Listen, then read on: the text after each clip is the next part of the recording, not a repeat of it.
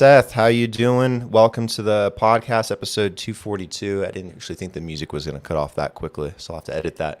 Caught Hey, me on Ronan. off surprise. How you Right on, doing? Brandon. Great to be here. Thanks so much for the opportunity.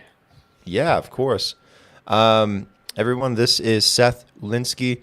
He is what do you do exactly for Swash?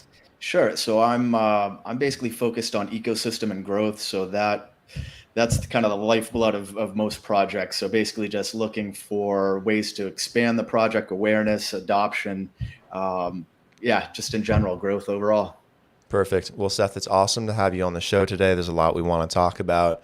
I thought it'd be kind of cool to open up with this since you sent me this link last night about the John Oliver show and them talking about data and data privacy, data tracking. I watched the full clip.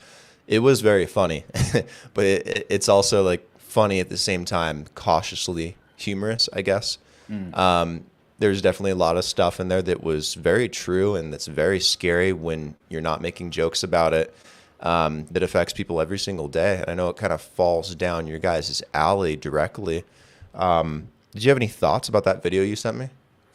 Yeah, well, I think first and foremost, anytime the mainstream media shines a light on an industry and a situation like this data brokers and the data economy and how consumer data is really being captured and analyzed and monetized in ways that I don't think the general population understands, this just helps on multiple levels. So, but before I get too far, Swash is not a data privacy solution. So we're not going to address that pain point necessarily. Hmm. That would be more around, your browser settings and, potentially using Brave browsers, for example. And then Swash plugs into that, but we can go down that rabbit hole. Yeah, I definitely have questions about that because I know you guys integrate into Brave, and I know Brave does some similar things as well. Yeah, I was watching that clip. It's very crazy how people get infected with these trackers so often, and this on their computer, and that the fact that that's even legal today for people that just install that, or I don't even know if that is legal, and they just grab your information, they sell it, and it explains so much when I watch one thing on Instagram and I click on something that's about Coca-Cola, and then next I'm on my Apple TV, and all of a sudden on YouTube on my Apple TV I see Coca-Cola ads. I'm like, it's crazy, and it's really scary and really creepy. Uh, it is scary and creepy, and John Oliver, he kind of makes fun of it while he's shining a Hmm. light, but ultimately he kind of takes a blowtorch to it at the end with his envelope there and everything. But Hmm.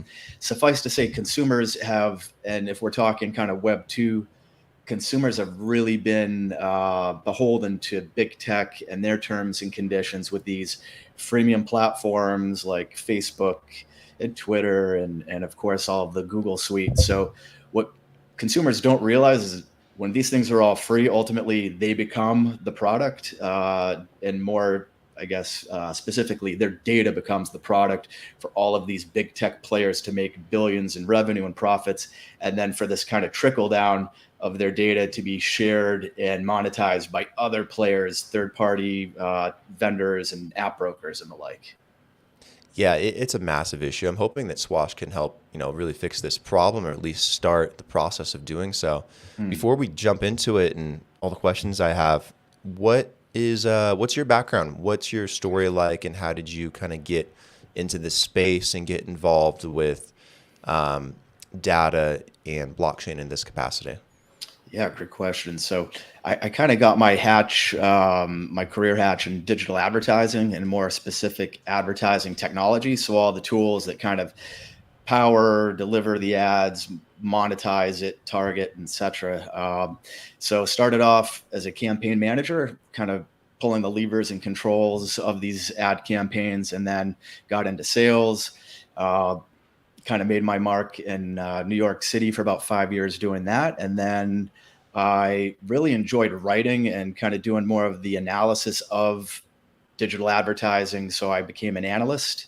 And that was a really great opportunity to kind of wear a business lens and look at the digital ad ecosystem, so all the vendors and kind of where they fit into the mix, and just look at the flow of revenue, who's making money, where, and how, and that set the stage for me to ultimately hang my own shingle, become a consultant and analyst, just specifically looking at ad tech. And I've done that for about 10 years now, working with different clients, some of them very big Fortune 50 companies and others kind of more startup. And ultimately, as I was studying and doing work on behalf of some of these big web 2 players, I looked at web 3.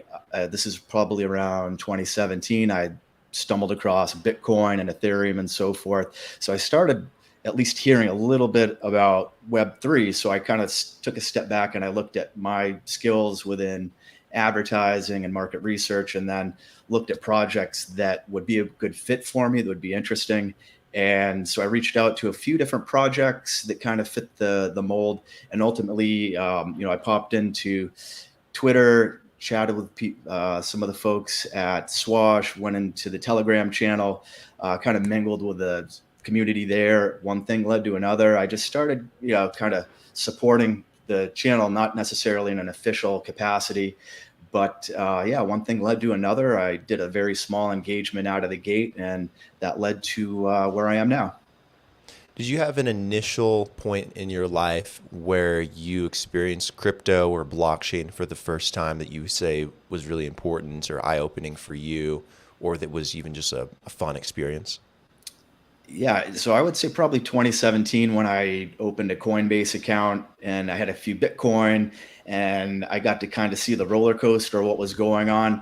And maybe more importantly is people in the office and people that I was friends with at the gym started saying, "Hey, you know about Bitcoin, what's going on with it?" So I just started sharing what I knew, and it was just one of those snowball effects where certainly there's a lot to wrap your arms around, whether it's DeFi or Web3 or the metaverse. So I've just been kind of building my knowledge base since 2017. Nice. Let's talk about Swash and dive into it a bit more. How are you guys reimagining data and data ownership through blockchain? So if you look at the current landscape with Web2 and some of the leading brands, we'll call them, so Google, Facebook, now Meta, Hmm. Amazon, Twitter, and the like, they are largely, these platforms where you agree under terms of their service. You log in, you start using their platform, and they are at liberty not only to watch what you're doing, but analyze it, share it, monetize it. It's yeah, there's really again, going back to kind of the freemium business model. If you are using something that's for free, ultimately you are the product. And it's cliche, but it very much holds true. So in this case, again, your data becomes the product for them in advertising, and they're also monetizing your data in different ways. So there's brand intelligence, market intelligence, and other things. So it's not always we're selling your data and going to push an ad to you. It's we're going to sell your data, and then people are going to kind of analyze that and use their data science wizardry to figure out different behavior across segments or brands and competitive insights and that kind of thing. So what Swash is doing is saying, all right, consumers, to your point earlier, really don't understand what's going on with all these beacons and trackers that are kind of following them around the web. So again, while Swash isn't going to address that directly, what Swash can do is say, hey, with this massive data economy and all the monetization and revenue that's going on, wouldn't it make sense, given you're the creator of the data, to at least get a slice of that action? So that's where the Swash utility token and crypto rewards come in.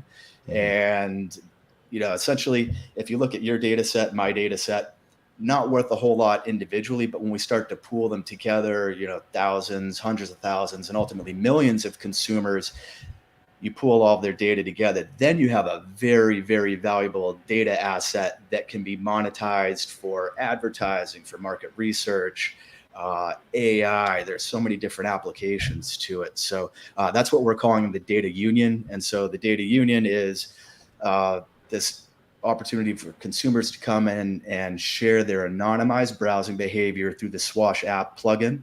And then on the flip side, data buyers have a very clean, well-lit, zero-party data source that they can access. And this is super valuable because, going back to that John Oliver special, it's a murky marketplace for data buyers. So they are very, very keen to kind of, partner with new solutions like Swash's Data Union that is opt-in, transparent, has, trust baked into it, kind of like the ethos of Web3, where it's ownership, agency, and trust. And very much Swash is all about that. So really, from a commercialization standpoint, awesome opportunities for data buyers, and then for consumers that largely have just been taken for granted, a chance for them to earn some income based on their data. And then, ultimately, what do they do with it? They can hold on to it. They can trade it for other cryptos. They can donate it. So we have charitable goods that we're going to allow people to kind of participate in. And I hope that kind of gives an idea of what we're doing here. Yeah. Do you feel like this could be the industry standard at some point where everyone's using a blockchain for collecting data or monetizing data, allowing data to be grabbed off the internet or grabbed from your device and then repurposed in a more clean way? Absolutely. Yeah. That agency and control component, that's one reason why Swash integrated with Filecoin. So decentralized storage makes a lot of sense. So your data set doesn't need to live in the Swash, ecosystem or platform. You can move it to different storage facilitators, if you will, and then ultimately you can monetize it with other data buyers. Yeah, I think one of the biggest purveyors of this problem, I think we all know this, is Facebook. And even Facebook has gotten incredibly hammered as of recently in the last few months, all the way back to the last quarter of last year, where the U.S. has made it illegal to monetize in the way that they traditionally monetize, where they grab your information and they repurpose it, they sell it, they build an ad product and service based around that. I like to compare it almost to like blood diamonds. Like, even though diamonds are incredibly valuable and everyone would love to be in the diamond business, if you are found to be getting diamonds from a source that is sourcing them illegally, or that is doing it through a cartel, or that is associated in some kind of criminal activity, then the value of those diamonds almost instantly goes to almost nothing, almost goes to zero.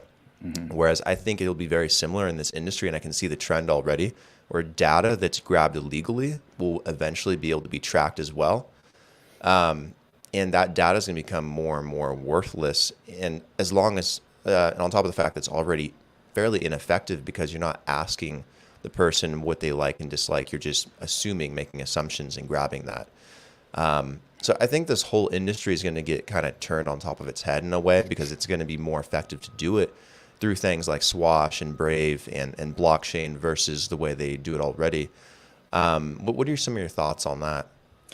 No, I completely agree. It's a paradigm shift. So you go from, again, the big tech data oligarchs, as some people refer to them, or the walled gardens even. And, you mentioned earlier some of these trackers and cookies. So you go to some of your most prominent publishers out there, and their sites are going to have upwards of 20, 30, sometimes I've seen as many as 50 trackers or beacons that are there to collect your information and kind of watch what you do as you bounce around the web. So I think that's going to go the way of the dodo bird at some point. It's not going to happen overnight, of course, but there will be this shift where consumers do have greater agency, ownership, and control. So these opt-in or permission-based platforms that are kind of going to be the linchpin for Web3. It's setting a stage for a whole new way of brands to engage and understand consumer behavior across the web and apps, of course. Tell me more about how Swash works a bit more as an application. How does it integrate into Brave? Do you have to install it like a Chrome browser? Do you download it on your phone? How do people interact with it? Sure. So for right now, it's desktop. So if your favorite browser is Chrome, it works well with Chrome. Any Chromium-based browser, so Brave as well. And yeah, you visit swashapp.io. You go to the applicate, pardon me, uh, yeah, the app page, and then it's very simple, very minimal information that you kind of share with Swash, and that's a good thing actually, Mhm. based on data privacy and whatnot. But yeah, we collect a few pieces of data, and then you're surfing in no time, and you're earning based on the data that you generate based on your behavior online. And again, it's anonymized, it's encrypted end to end. So yeah, it's some of what's going on today, but it's based on your consent and permission, which is again this paradigm shift. And yeah, we think this is the future for certain. How does it compensate people? So when people install Swash and they're surfing the internet, how and what exactly are they earning? So initially you're creating data sets, and then every 48 hours you can see, how much data you've created, and you can Hmm. transition that into the Swash utility token. Hmm. And that all occurs within the Swash wallet. But of course, then you can move that to, your favorite exchange, or you can hodl it, move it to your wallet or what have you. Is this compatible with all browsers or just the Brave browser? Any Chromium-based browser. So there's Mozilla, Chrome, Brave. So basically, the big ones that are in market, it's compatible with those. Okay, got it. I know I was going through the site, and you guys talk a lot about this intersection between cryptocurrency, ad tech, and res tech or research tech, or however the term goes. Mhm. Can you tell me a little bit more about those intersections and how Swash fits into all of them? Sure. So I think at a very basic level, Hmm. Swash, if you think about all of the downloads, the Swash app installs, those are panel members. So that's using kind of market research lingo.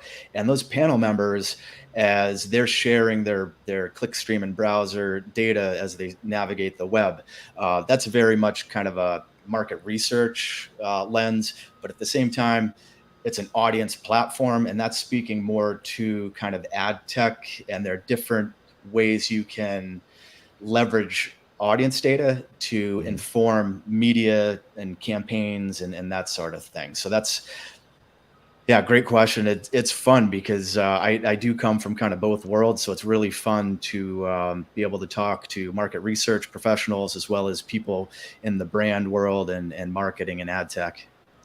Yeah, as someone that kind of comes from that background already, how effective and more efficient do you see this being versus traditional methods of, grabbing data from people?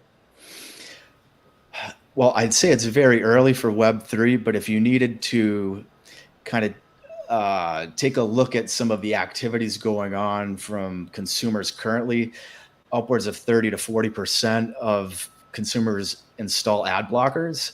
And Hmm. that's because of all of these beacons and trackers following them around the web, and it just slows down web pages loading and the whole experience. And of course, they might see ads that are irrelevant sometimes or all the time. So then they add ad blockers. So that's just one example of why the user experience is broken due to what we've kind of been talking about here with big tech kind of collecting and monetizing consumer data, and not really, it's not a really fair or equitable value exchange at the end of the day, because consumers, what do they get at the end of the day? They get better ads, but I don't really buy into that being a good value prop, unless of course you think that an annual free credit report at the end of the year for all this surveillance and tracking is a good exchange. I still think there's a Hmm. lot lacking. So Yeah, imagine it's like the year 2040 and Facebook, well, I guess Meta is still running on an ad service. They're offering this to people, but they're using blockchain now. to curate data, to allow people to opt in and opt out, and monetize information that they can give to Facebook that Facebook wants to sell to an advertiser. Do you imagine for the advertiser, from their perspective, it's going to be far more effective for them to advertise to you and have a better conversion rate and have a better reach than it does now when they just grab all this information? Do you think it'll be cheaper? Do you think it'll be more effective? Or what benefits do you see for the advertiser? Well, I think when you get direct consent from consumers to A, share their data, or B, just set the stage for engagement with a brand, that's a way better scenario than what's currently going on, which is, again, all of that pulling and then pushing based on what they think is a good fit. So I do think this is, again, a paradigm shift for how consumers and brands engage via the web. So it's kind of a blank canvas right now. It's going to be a lot of fun to see where, like wallets, people's wallets can be, one source of an ID even. So there's different things going on right now that are, it's too early to say, but it's going to really be a paradigm shift in how and where consumers allow brands to understand what they're interested in, and then that engagement. So tell me more. Let's have a conversation kind of setting. Cool. Let's talk a bit more about some things that Swash is doing. I saw you have this DAO Ignition campaign that's running.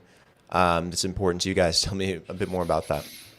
Yeah. So DAO, just in case anybody's not up to speed, decentralized autonomous organizations are kind of all the rave these days. So this is not a formal DAO today, but that is the end goal. So DAO Ignition is a 12-month campaign where we're really... the ultimate goal is to take the data union where all these consumers are pooling together data sets and sharing them and monetizing and so forth. You can think of it as two sides of the same coin. So taking that data union and then allowing the creators to have ownership and governance of that data union, whether, it's business decisions, marketing, et cetera. So that's the goal. But as far as today, there's a game component to it, and there's token burns. So there's a grand prize of 300,000 USDT that will go to one lucky swashbuckler, as we call them. And that's based on the minimum number of registrants getting into the DAO Ignition campaign. And in addition to that, there's some token burn incentives for those tokenomics enthusiasts. And lastly, but definitely not least, there's a charitable component where if that 300,000 USDT component's triggered, Swash will donate 100,000 USDT to a charity. So for all of the lumps that crypto takes sometimes for being this, get rich quick scheme and everything else, I think giving back is going to hopefully, position Swash in a little bit different light than some of the other projects out there. Oh yeah, absolutely. Anything where you're giving back or donating to charity definitely helps raise, not just awareness for charity, but also for yourself, your company, your project, in a very, very positive light. I want to be a swashbuckler. I want to win $300,000. If I want to be a part of that and participate, what do I have to do? Sure. So first you would go to swashapp.io and install the browser plugin.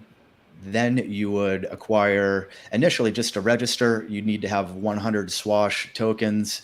Ultimately, you go through the registration process, very simple. And then in order to officially be entered, you hold on to 5,000 Swash for all of 60 days. And then your name is entered in that digital hat for the grand prize.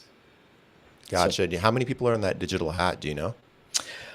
Gosh, well, when we hit the 300,000 USDT, there would be 15,000 because we're adding 20 USDT to the hat for each registrant. So I think my math is correct there. So that'd be 15,000.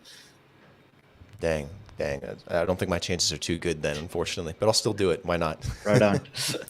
I also saw you guys have an ambassador program that you guys have either set up or are setting up currently. Tell me more about that. Yes, so we literally just launched this last week, anticipating upwards of 1,000 applicants. So really great to see that enthusiasm from the community. And yeah, so it's a brand ambassador program. You get to carry the torch for Swash, the data union, this data ownership, which ultimately can be a source of universal basic income or universal data income even. So really cool if you're kind of into that side of it. If you're crypto curious, and you're in Web 2 and you have some ideas about how to take this to the next level, if you're a graphic designer, community moderator, so there's a bunch of opportunities for ambassadors to really support the project. And yeah, in addition to, there's some digital carrots there with tokens, of course, but from a career development standpoint and learning and being a part of this movement in Web3, so many different aspects of it, I think, that are really appealing. If you're somebody that's, again, curious about what's going on in Web3, or if you're already interested in Swash and this concept of a data union, then we'd love to hear from you. Yeah, it'd be interesting. Maybe the podcast can be a bit of an ambassador as well. Maybe we'd be happy to jump in and collaborate on something. Um, do you guys have advertising plans as well? And I know it's kind of hot and cold for a lot of young crypto projects and startups, whether or not they do any kind of traditional advertising. I know you guys are doing a lot of word of mouth, ambassador, influencer kind of type stuff, going that route. But do you guys have advertising plans or advertising campaign that you guys are looking to do in 2022? Absolutely. So, as we mentioned Brave before, Brave is going to be one media outlet for Swash. We're looking at doing some YouTube clips as well for paid media, and of course, you've got to do some keyword search because those are people actively searching for what you're ultimately talking about. So, yep, there's going to be a multi-pronged advertising campaign coming out here. Nice. Where is your guys' community? Do you guys have a Discord or a Telegram? Where can people go to chit chat and be a swashbuckler? So yeah, I would say crypto Twitter is where most of the action's at. So that's Swash app is the handle on Twitter. Telegram, very active. So because Swash is a global project, we have a number of different channels based on different languages and regions. And Reddit is another channel, but definitely Discord is the one that we are looking to launch this year. So if you are fluent in Discord and like what you're hearing here, would love to have a chat. Cool. Where can people find you online? Are you on social media? I know you are.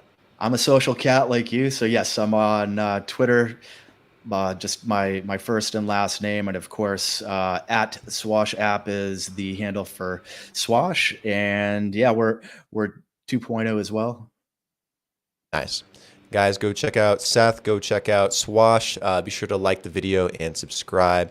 Seth, thank you for taking the time to come on the show today. Really appreciate going into all the detail on what you guys are doing with Swash and data ownership and blockchain and how these intersections come together. It's very interesting and fascinating stuff, and I really do think it's going to be a bit more of the standard for the future going forward with all the problems this part of the industry has been for people.